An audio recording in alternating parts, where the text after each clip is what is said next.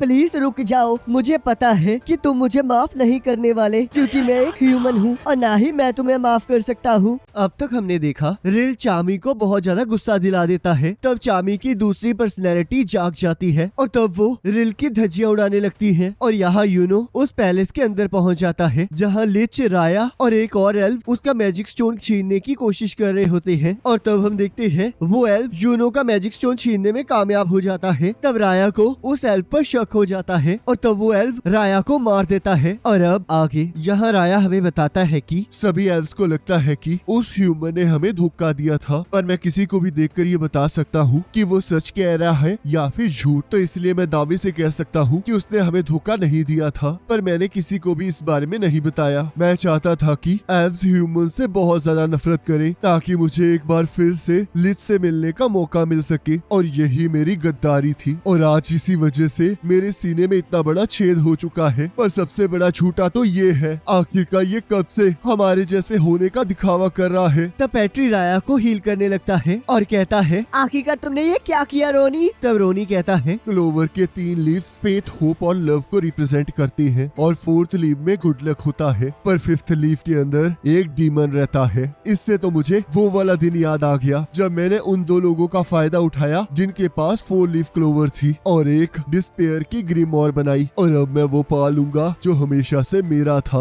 ये shadow palace दूसरी दुनिया और इस दुनिया के बीच का रास्ता है, और यहाँ मैं इस मैजिक स्टोन को यूज करके उसे नर्क से यहाँ ला सकता हूँ जो मुझे चाहिए। और तब हम देखते हैं वो एक जगह पर मैजिक स्टोन लगा देता है जिससे वहाँ पर बहुत सारी ब्लैक एनर्जी इकट्ठी होने लग जाती है और रोनी के अंदर से उसकी सोल निकलकर उसके अंदर चली जाती है। तब यूनो कहता है आखिरकार ये क्या है और अचानक से इतना सारा ब्लैक मैजिक क्यों फील हो रहा है। तब पैट्री सोचता है मुझे यकीन नहीं हो रहा, ये तो एक डेविल है। तब वो डेविल कहता है इतने सालों बाद अपनी बॉडी के अंदर वापस आके सच में मजा ही आ गया। वो लीफ क्लोवर वाले एल्फ, मैं तुम्हारा शुक्रिया अदा करना चाहता हूँ। तुमने अब तक जो कुछ भी किया है वो सच में कमाल का था। अब तुम्हें उस चीज पर बहुत निराशा होगी जैसे उसे हुई थी उस दिन जिसने ह्यूमंस के जरिए एल्फ्स को धोखा दिया था। वो मैं था। ह्यूमंस को मैनिपुलेट करना तो सच में बहुत आसान था क्योंकि वो पावर के लिए कुछ भी कर सकते हैं, और उसके बाद तुमने मेरी हाथों की कठपुतली बनकर बहुत अच्छा काम किया। ये रिवेंज तो बिल्कुल वैसा रहा जैसा मैंने प्लान किया था। तुम सभी को बेवकूफ बनाना तो सच में बहुत ज्यादा आसान था। और तब पैट्री उस पर हमला कर देता है। तब डेविल उसके मैजिक को वापस जाने के लिए कहता है और तब हम देखते हैं वो मैजिक उसी की तरफ वापस चला जाता है, पर यूनो उसे बचा लेता है और कहता है ये बॉडी कैप्टन विलियम की है तो इसे कुछ नहीं होना चाहिए। तब डेविल यूनो से कहता है मैं तुमसे बाद में लड़ूंगा, मेरे पास अभी और भी काम है। तब यूनो कहता है तुम यहाँ से कहीं नहीं जा रहे हो क्योंकि मैं तुम्हें यही तबाह कर दूंगा। और तब यूनो उस पर हमला कर देता है, पर वो डेविल अपनी वॉइस से फिर से उसके हमले को रोक देता है और कहता है कोई भी चीज मेरे वर्ड सोल मैजिक के सामने कुछ भी नहीं है। तब यूनो सोचता है ये तो सच में बहुत ज्यादा ताकतवर है, और अब जब मैं ताकतवर बन चुका हूँ तब मैं समझ पा रहा हूँ कि मैं इसे नहीं हरा सकता, पर कोई आ रहा है जो कि इसमें मेरा साथ दे सकता है। और तभी हम देखते हैं आस्था वहाँ आ जाता है। तब मिमोसा सोचती है आखिरकार ये क्या है, इसके अंदर से तो बहुत अलग तरह का मैजिक फील हो रहा है। तब आस्था कहता है अब आखिरकार ये क्या चीज है, पर रुको मुझे ऐसा फील हो रहा है जैसे कि मुझे इसका जवाब पता है। तब वो डेविल कहता है लगता है कुछ बिन बुलाए मेहमान यहाँ पर आ चुके हैं, पर अभी मेरे पास और काम है। और तब वो पैट्री को अपनी तरफ बुला लेता है। तब पैट्री सोचता है वर्ड सोल मैजिक का मतलब है कि ये जो भी कहेगा वो सच होने वाला है, और यही वो कारण है जिससे इसने रोनी के स्विचिंग मैजिक को यूज किया है। और तब वो उस पर हमला कर देता है, पर वो डेविल उसके मैजिक को गायब कर देता है और पैट्री के अंदर बहुत सारे होल कर देता है। तो यूनो कहता है आस्था यही इन सब के पीछे है, और वो दोनों उस पर हमला कर देते हैं। और तब वो डेविल उन दोनों पर तलवारों की बारिश कर देता है। तब आस्था और यूनो उन सभी से बचने लगते हैं, और तब वो डेविल अपने वर्ड सोल मैजिक से आस्था और यूनो को जमीन में दफना देता है और कहता है मैं किसी को भी अपने रास्ते में नहीं आने दूंगा। और तब वह पैट्री से कहता है तुम्हारी वजह से मैं दोबारा से रीइंकार्नेट हो पाया हूँ, तो इसलिए मैं तुम्हें हीरो मानता हूँ। 500 साल पहले उनकी वजह से मेरी रीइंकार्नेट रीइंकार्नेशन फेल हो गई थी, तो इसलिए मैंने डिसाइड किया कि तुम मेरे अगले सैक्रिफाइस बनोगे। तुम्हारे अंदर भी बहुत सारा मैजिक था, पर तुम उस टाइम यंग थे, जिस वजह से तुम्हें बेवकूफ बनाना बहुत आसान था। ट्रेजेडी और पर्पस के कारण तुमने उस फॉरबिडन मैजिक को यूज किया, जिस वजह से सारे एल्व्स दोबारा से ह्यूमन बॉडीज के अंदर रीइंकार्नेटेड हुए। तब पैट्रिक कहता है, तुम गलत हो, क्योंकि वो लिच था जिसने हमें रीइंकार्नेटेड किया। उसने हमारे कारण फॉरबिडन मैजिक को यूज किया और हमें एक उम्मीद दी। तब डेविल कहता है, तुम गलत हो, क्योंकि मैं ही था जिसकी वजह से तुम एल्व्स रीइंकार्नेटेड हुए।